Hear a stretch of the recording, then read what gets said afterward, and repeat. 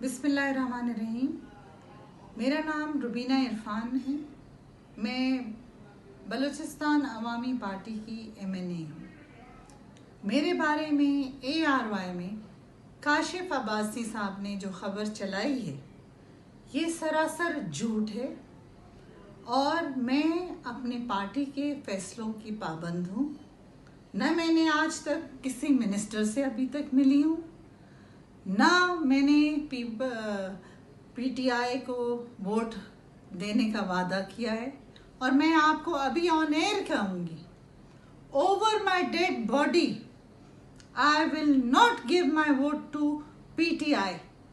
अगर आप इस तरह के गलत बयानात देंगे और इसकी तरदीद नहीं करेंगे, मैं आपको पेमरा में और कोर्ट में और बलोची जरगे में ले जाऊंगी।